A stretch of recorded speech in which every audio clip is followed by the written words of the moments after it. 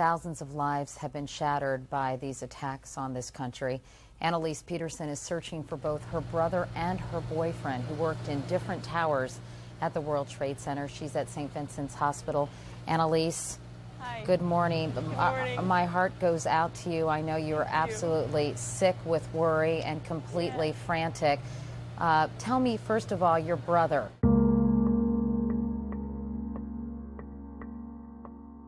My brother, Gavin Peterson, he worked at Cantor Fitzgerald. He was in the first tower. He was in 104 of the first tower. Gavin was 6'6" with a size 16 foot, so he was a giant, but he was just like a gentle giant. He was just always was calm. His sisters and his brother were very important. He had a girlfriend that was very important to him. His work was very important. He took care of my mom. He was like a good person with really amazing values. Gavin was 25. And then my fiance, Fred, was 27. He worked at Sandler O'Neill, and he was in the 104th floor of the second tower.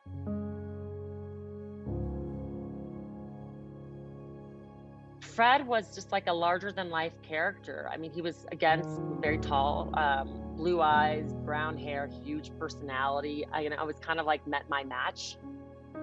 Everything was spontaneous and fun and light, and he really enjoyed everything. He loved food, he loved travel, he loved people. I mean, he sat next to someone on a plane, he'd get to know them. Like he was a joyous person, and he really had gratitude for everything that he was given.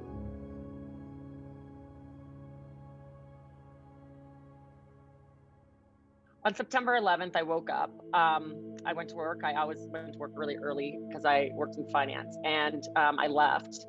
And like something in my heart just told me to turn around that day and come back in the room and tell my fiance I loved him. I just loved this person so much. I felt so much gratitude that I had found something so wonderful and special. I worked at UBS. We had a morning meeting. The head of the office came in. They said there's been an attack on the Trade Center, and I screamed. I said, "Oh my God, my fiance!" And I said, "Oh my God, my brother!" It was just like my world came crashing down. I knew in my heart my brother was gone from the moment.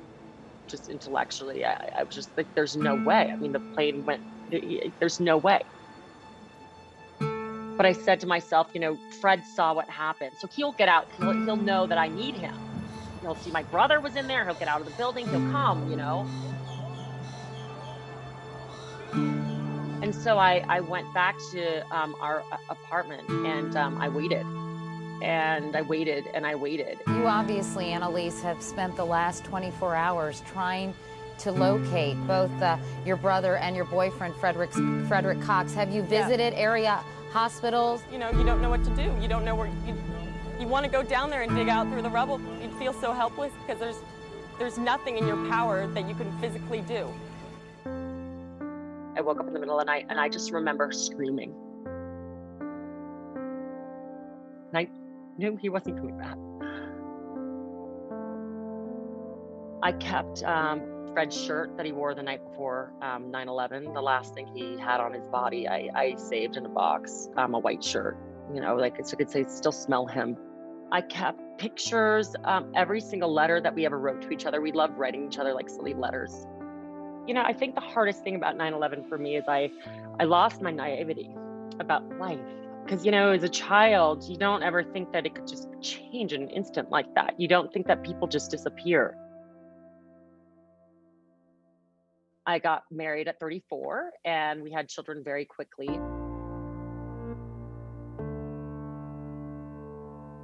So I have twins that are 4, 2 boys, and a daughter that's 5 3/4. She'll remind you.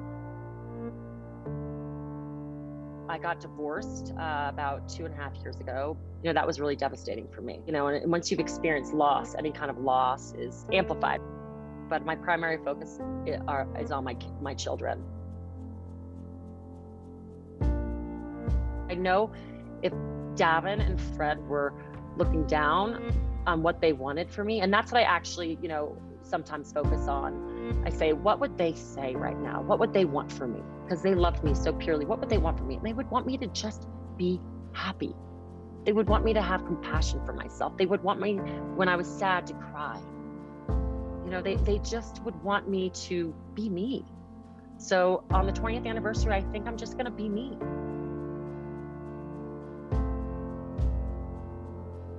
I'm just gonna decide what I wanna do that day and spend time with my children and focus on the joy of being alive.